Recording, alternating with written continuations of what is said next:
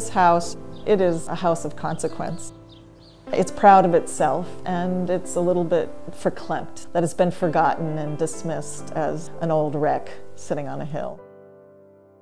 I think that the best thing for the future of this house is that it should be loved as a part of the community, as it once was when it was first built. It used to stand here, big proud sentinel on Front Street, watching commerce go by and the territory being built. It's just been waiting instead of being a private residence, being a real community center where we can really reconnect to our founding era here, our version of Plymouth or Jamestown. But when the first settlers came into the Puget Sound region, this is where they planted. And we're really fortunate to have these old houses still surviving.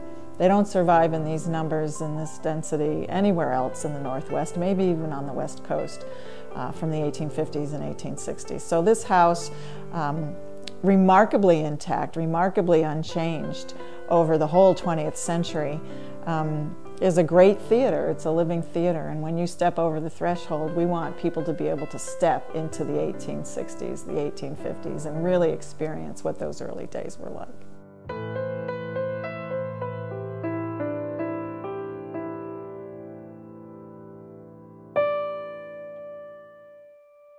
I do like the hardware and the wallpaper stuff.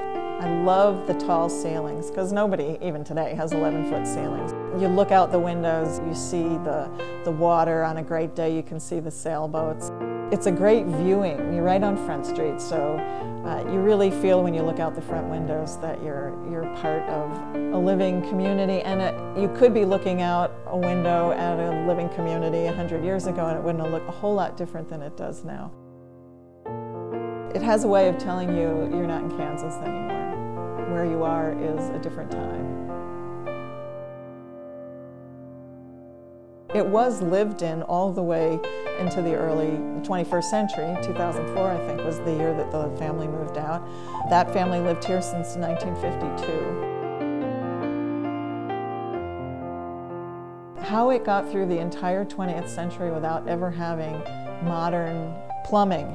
All it's ever had is a single toilet and a kitchen sink. So into the 21st century, there's no place to take a shower or a bath or wash your hands and brush your teeth except in the kitchen. You can see there's signs where do-it-yourselfers were trying to bring wiring into the house. There's a couple of drop lights coming out of the ceiling. For the most part, they lived a pioneer lifestyle into the 21st century in this house.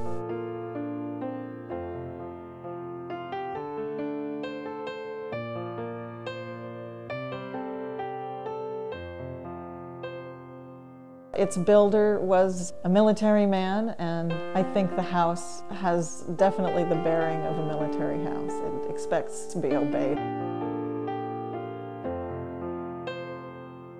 It has a will to survive. There's really probably no reason why a house that has been neglected, seriously, it's been neglected for over 100 years. And yet it's really stable, it's really sound, it laughs off earthquakes. The siding is original, you know, the original old growth with square head nails. It insists upon being reckoned with.